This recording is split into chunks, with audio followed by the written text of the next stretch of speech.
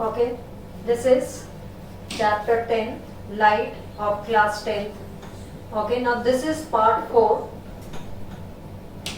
We have already done 3 parts. In the first part, we have discussed about the reflection by a plane mirror. Okay, then the properties of the images formed by a plane mirror and the spherical mirrors, 2 types of spherical mirrors, concave and convex mirror, and we have studied few terms related to those spherical mirrors. Then in part 2, we have studied the image formation by spherical mirrors, that is by the concave mirror and by the convex mirror. In part 3, we have discussed numericals, the NCERT exercise questions, the solved as well as unsolved, also the questions which has come in the CBSE board. Okay, so the third part was completely the numerical based part. Okay, now this is the fourth part in which we'll study about refraction, then the laws of refraction, refraction through a glass slab. Okay, then we'll study the definition of refractive index and we'll also study about spherical lenses. Okay, so let's start with the first topic, that is refraction. Okay, now refraction means a ray of light passes from one transparent medium to another transparent medium. How it passes? Obliquely, making some angle at the interface. So when a ray of light passes obliquely from one transparent to another transparent medium, it bends at the interface. This bending of light we call it as refraction. Okay, now let us consider. This medium is air and this medium is glass. Okay, and this is the interface. XY is the interface which is separating air and glass medium. Now any ray of light which is passing from air to glass, it will not go straight. At this interface, at this point, it will bend. So this ray of light follows a path as shown in the figure inside the glass. So at the interface, the ray of light bends. This bending of light we call it as refraction of light. So how can we define refraction? Whenever a ray of light obliquely passes from one transparent to another transparent medium, it bends at the interface. This bending of light we call it as refraction. So refraction is bending of light at the interface separating two media when a ray of light passes obliquely, obliquely means making some angle, passes obliquely from one transparent medium to another. Okay, so whenever a ray of light passes from one transparent medium into another, then it bends at the interface. This bending of light we call it as refraction. Now why this refraction occurs? Because the speed of light is different in different medium. Here in air it is traveling faster, whereas as it enters the other medium like the glass, its speed becomes slower, its speed decreases. So that is why it bends at the interface. So why this refraction occurs? Refraction is due to the change in the speed of light. Okay, refraction is due to the change in speed of light. Due to change in speed of light when it enters into another transparent medium. When enters another medium, another transparent medium. So that is why it bends. Why? Because the speed of light is different in different media. So that is why it bends. So this bending of light we call it as refraction. Okay, now before proceeding to laws of refraction, let us understand about optically rarer and denser medium. Optically rarer and denser medium. Optically denser medium is the medium in which the speed of light decreases. Like here in glass, the speed of the light decreases as compared to air. So we can say that air is optically rarer to glass, or we may say that glass is optically denser to air. So the medium in which the speed of light is more, such a medium we call it as optically rarer medium, and the medium in which the speed of light is less, we call it as the optically denser medium. Like in vacuum, the speed of the light is 3 into 10 raised to the power 8 meter per second. Okay, this is in vacuum. Whereas in air, it is marginally less. That is, it is 2.999 into 10 raised to the power 8 meter per second. This is in air. So, air also, for numericals, we can take this value to be 3 into 10 raised for 8 meter per second.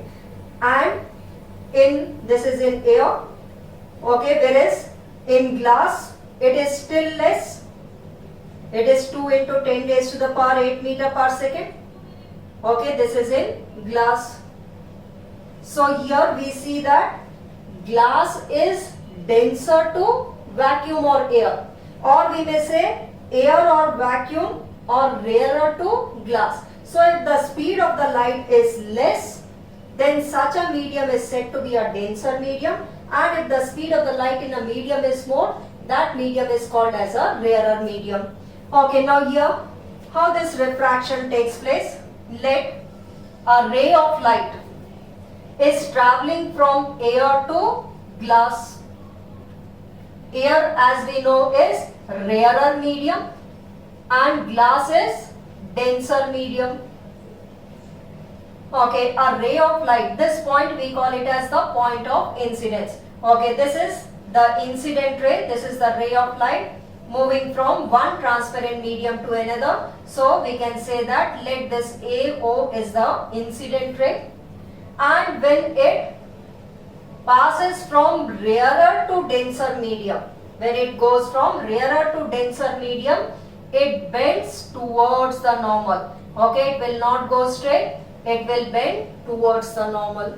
Okay, and when a ray of light passes from denser to rarer medium, denser to rarer medium, let this is the normal, this is the incident ray.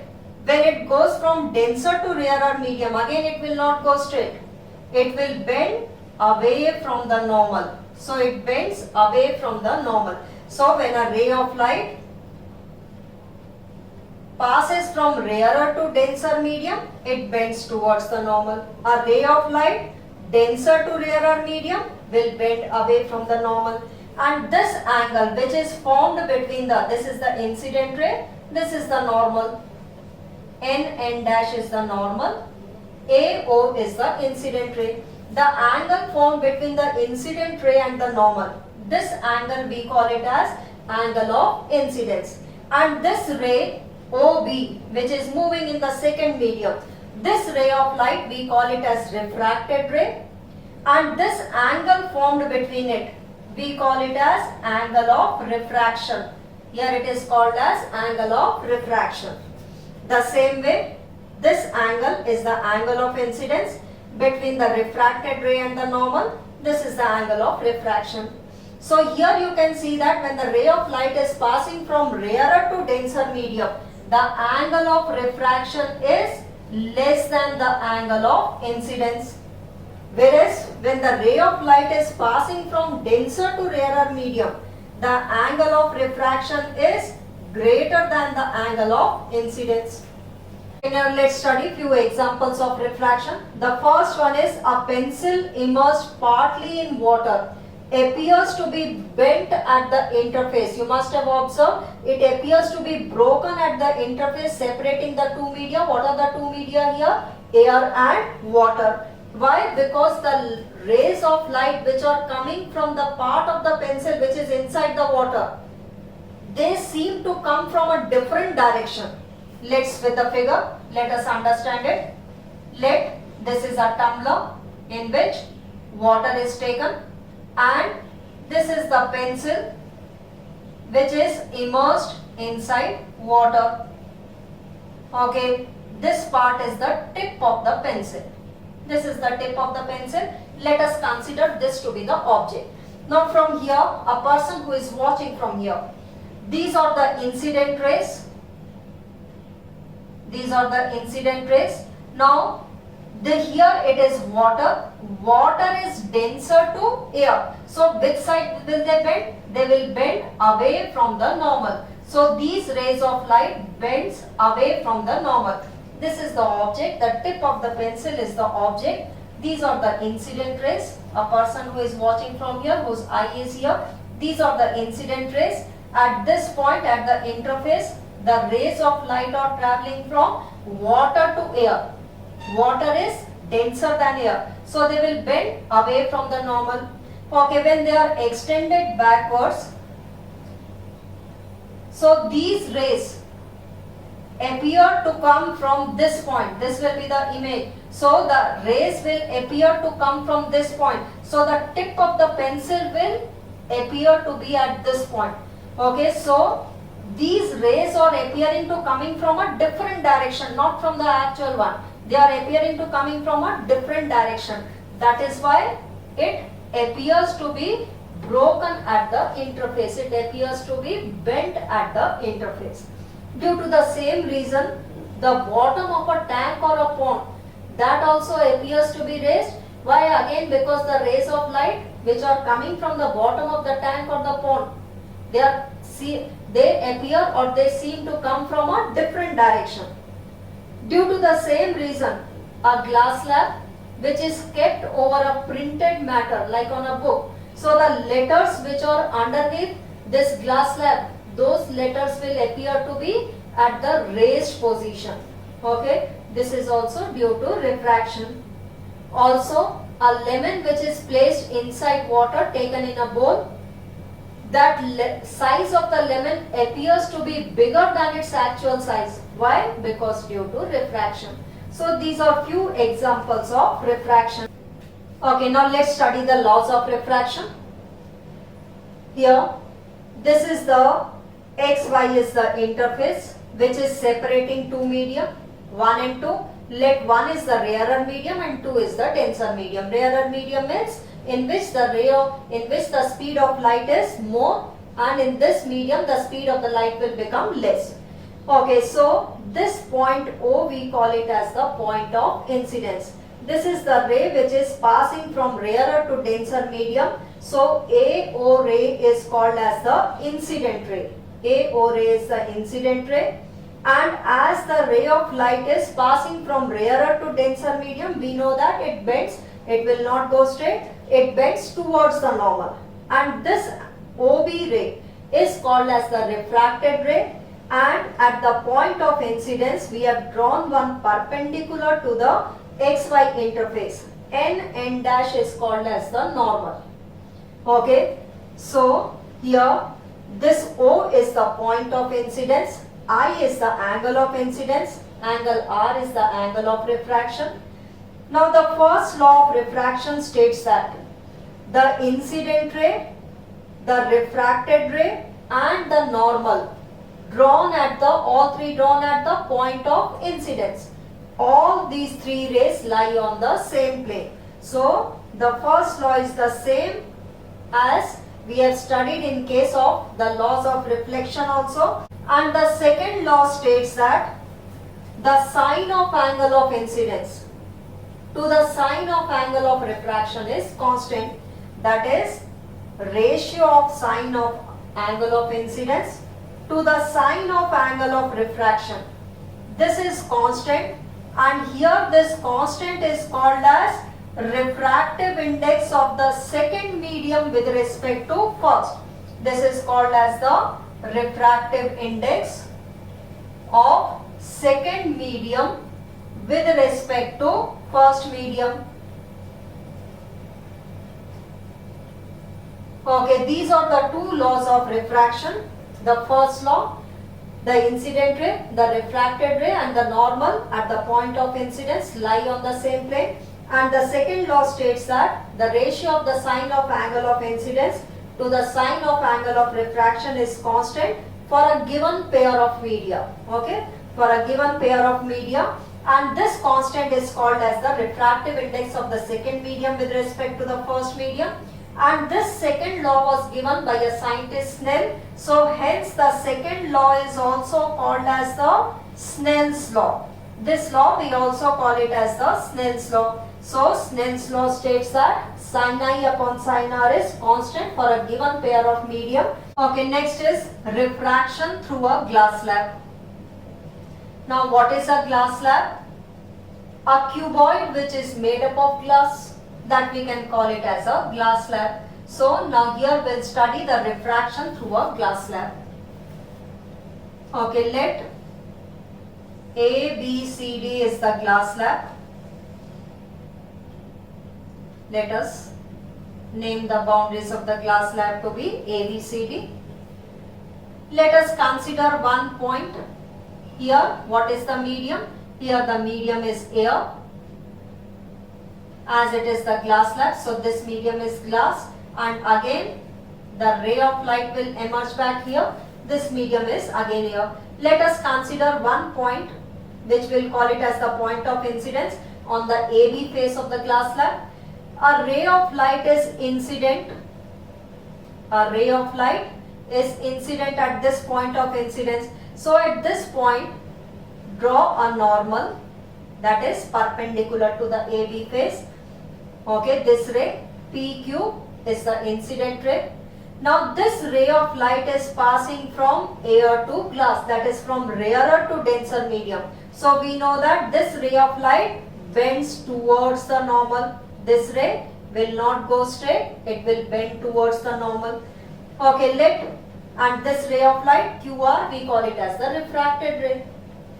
Okay, now at this interface, that is at CD face, again the ray of light is passing from glass to air, that is from denser to the rarer medium. And we know that any ray of light passing from denser to the rarer medium bends away from the normal. So again, let us draw a normal to this CD face. Now this is QR is the ray which will be emerging into the air. So which side will it bend? It will bend away from the normal. This ray of light bends away from the normal. Okay, so here this ray RS is emerging back into air. So this ray we can also call it as the emergent ray. So here PQ ray is called as the incident ray. Okay, then QR, which is inside the glass slab, this ray which is moving inside the glass slab is called as the refracted ray. The ray RS, which is emerging back into the air, so this ray of light is called as the emergent ray. This ray of light is called as the emergent ray. The angle between the incident ray and the normal, this angle I is called as the angle of incidence.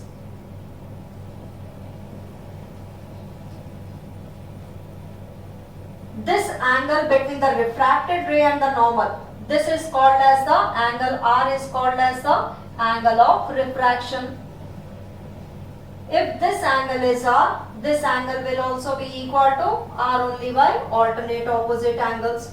Okay, now the angle which is formed between the normal and the emergent ray, angle E, this is called as the angle of emergence. This is called as angle of emergence. Now here the angle of incidence is equal to the, in case of a glass slab, the angle of incidence will be always equal to the angle of emergence. Why? Because the refraction is taking place through two parallel faces. AB face and CD face of the glass slab are parallel to each other. So as the refraction is taking place through two parallel faces, so the angle of incidence will be always equal to the angle of emergence. So it means the incident ray is parallel to the emergent ray. If we extend the incident ray, when we extend this incident ray, it is found that it is parallel to the emergent ray. Okay, so these two rays are parallel to each other. Though the emergent ray is parallel to the incident ray, this ray, emergent ray, is parallel to the incident ray, but it is displaced, it is laterally displaced from the incident ray. So this perpendicular distance between the incident ray and the emergent ray, this perpendicular distance between these two rays, let us represent it by D. This D here we call it as lateral displacement. It is called as the lateral displacement. Why? Because the emergent ray is laterally displaced from the incident ray. Though these two are parallel, but this ray is displaced from it. So this is called as the lateral displacement. So this how the refraction takes place through a glass slab. If the ray of light is falling normally, like this is the glass slab, let the ray of light is falling normally, then it will not bend. It will go straight and will emerge out straight.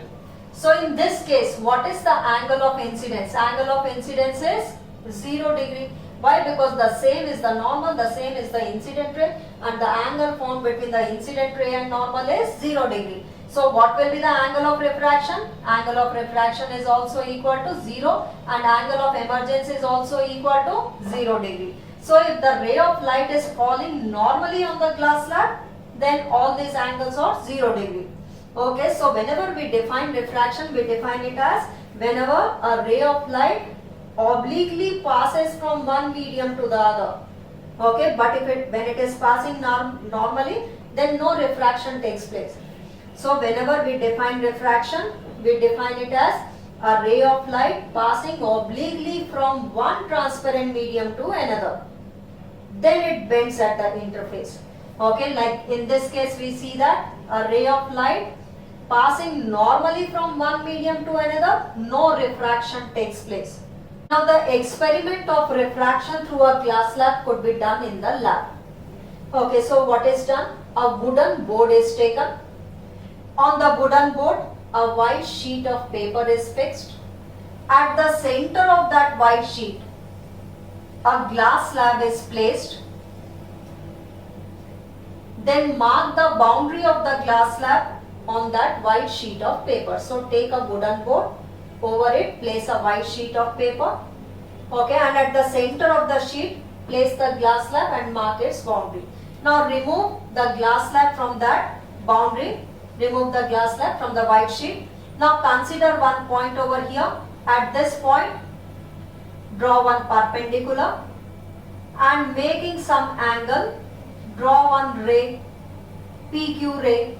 Let you have taken this angle to be 45 degree. What is this angle? This is the angle of incidence.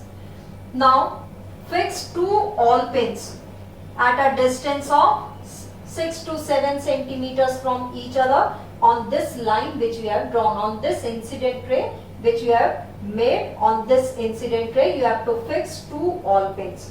Okay, as you have placed it on the white sheet, and white sheet is on the wooden board, so you can easily fix two pins. So here you have fixed two awl pins over here.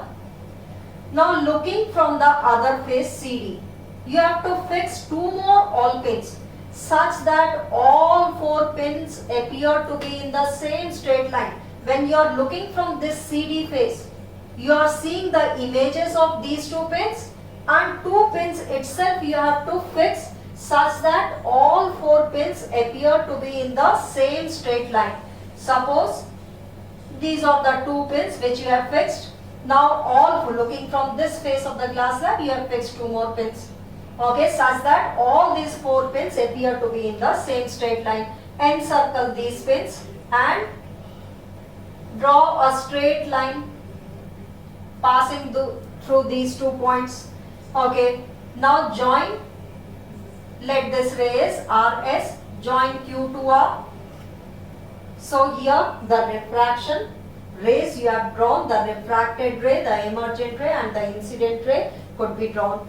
Okay, then at this point R, draw one more normal.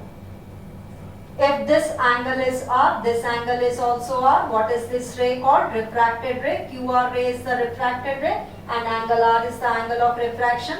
Okay, again it is emerging back into the air. So this ray is called as the emergent ray and this angle is called as the angle of emergence. Now measure the angle of emergence. You will see that this is also equal to 45 degree.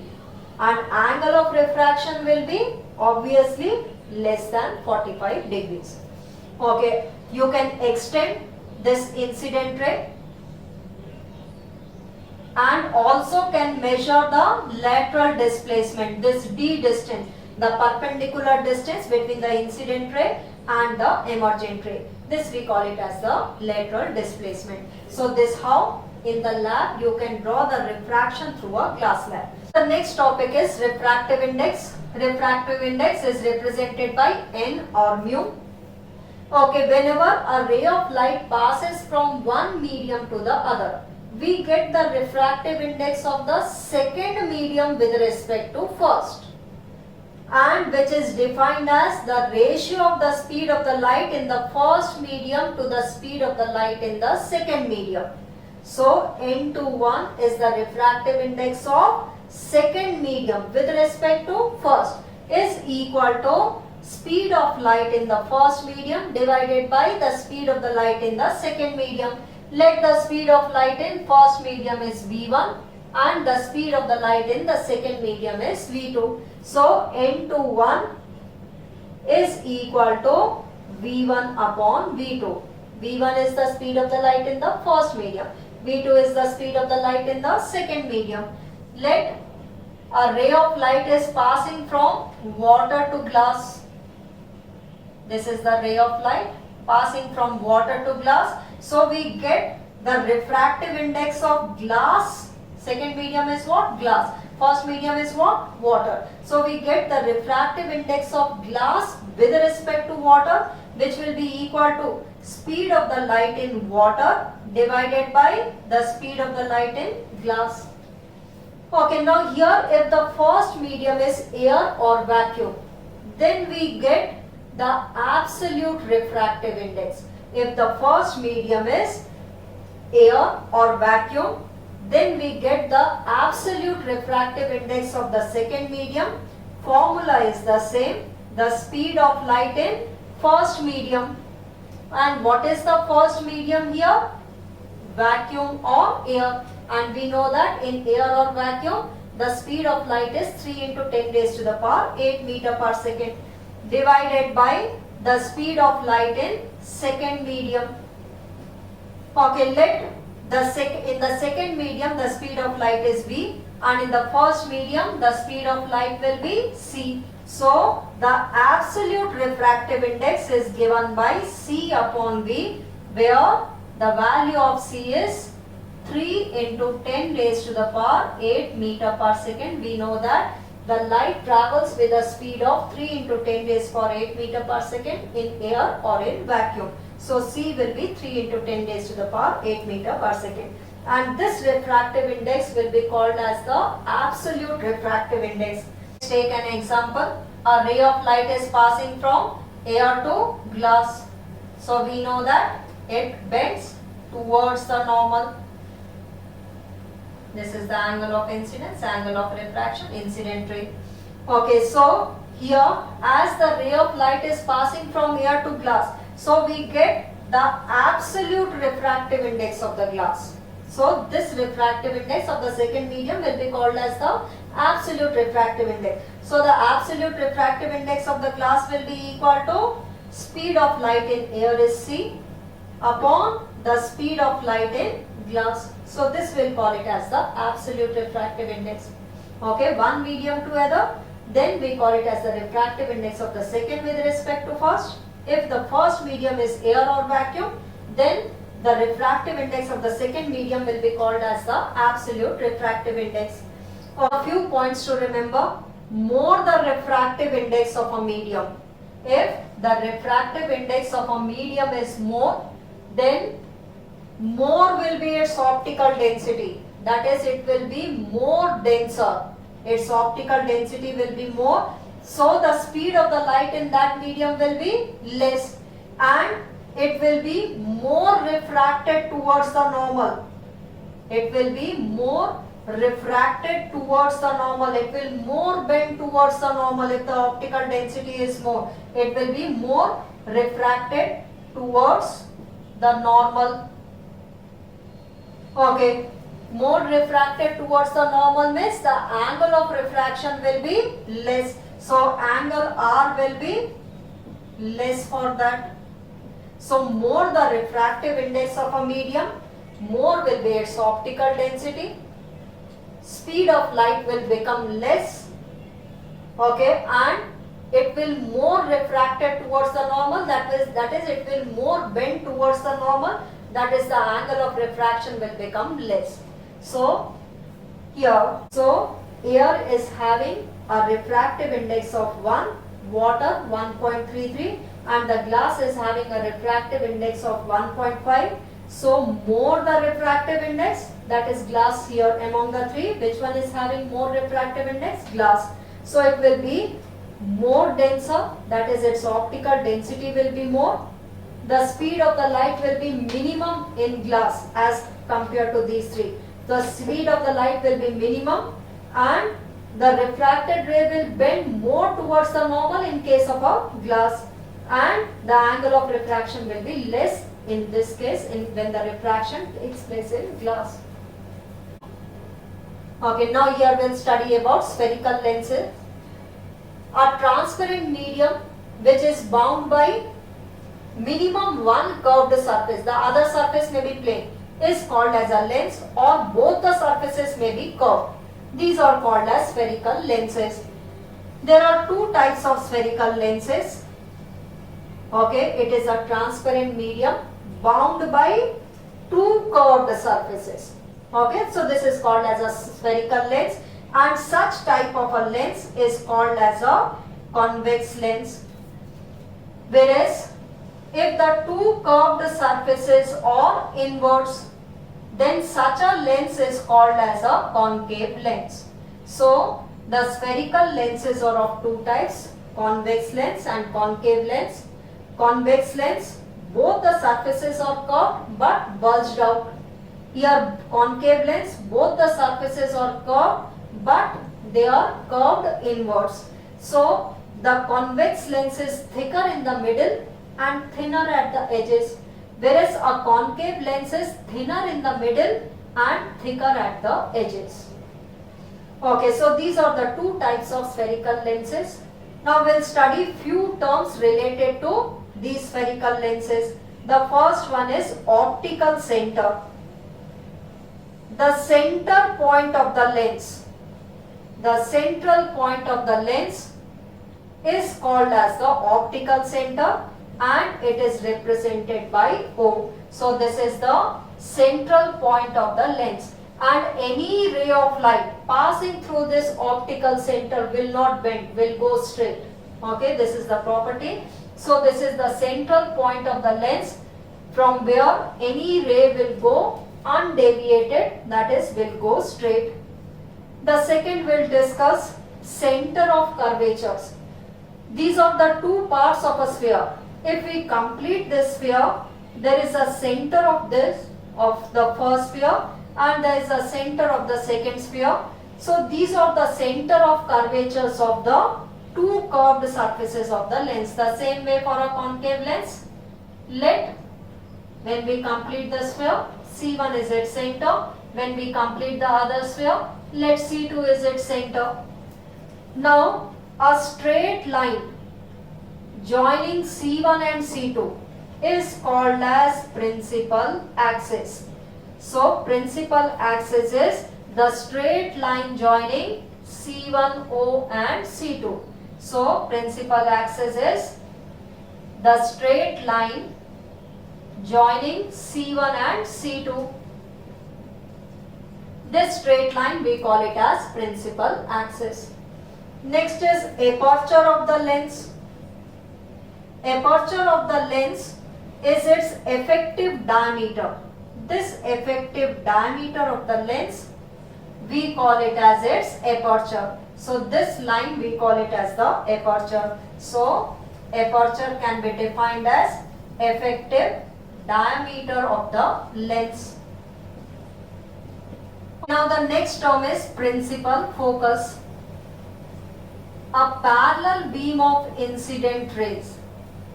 Okay, let us draw for the convex lens first. This central point we call it as the optical center. This straight line passing through the optical center and perpendicular to the two faces, to the two curved surfaces. This line we call it as the principal axis. Now a parallel beam of incident rays. What happens after refraction? Okay, now when they will refract, first they are passing from air to glass.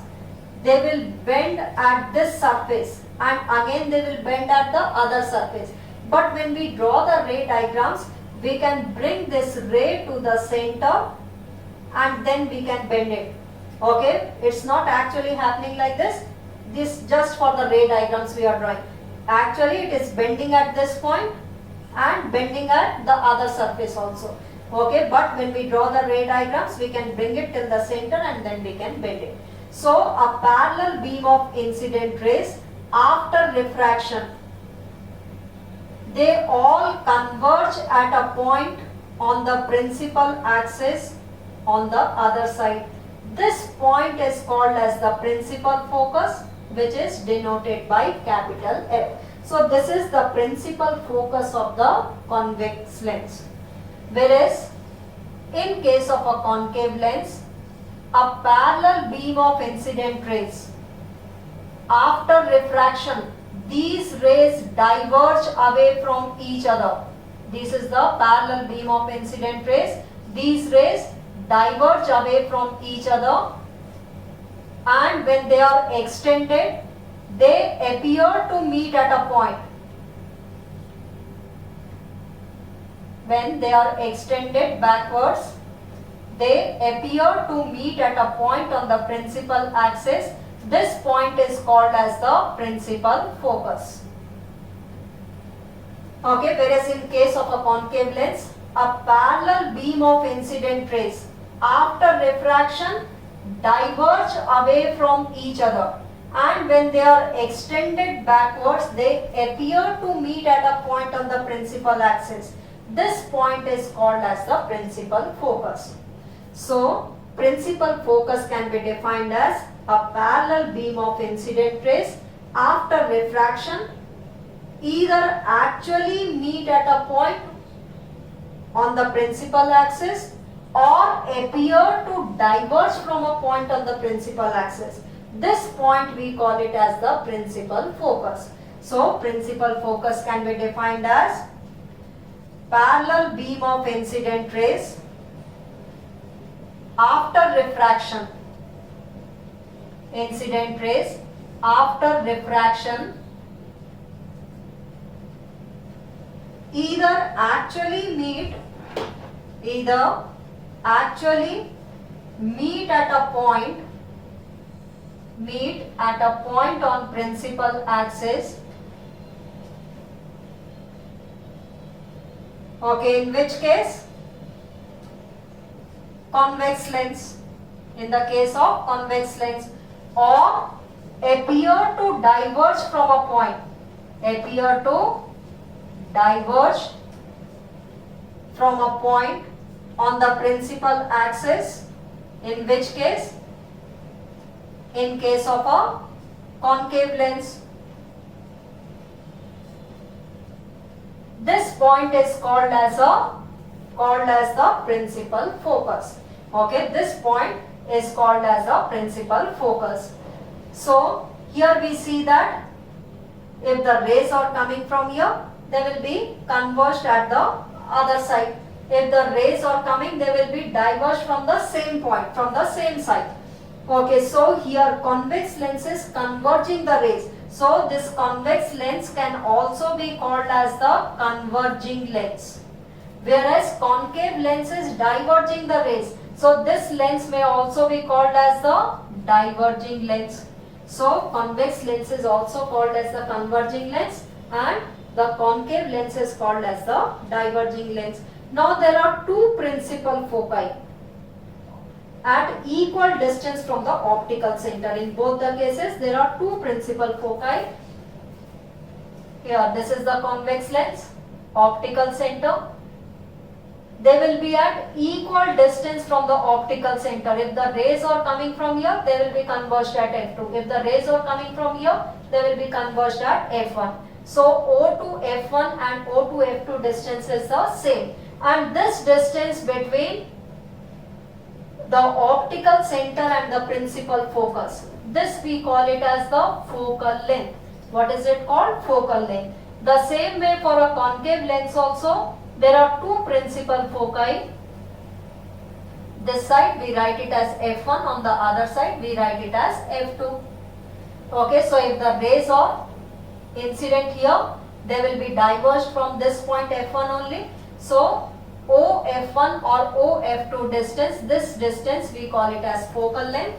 So the distance between the optical center to the principal focus, we call it as focal length.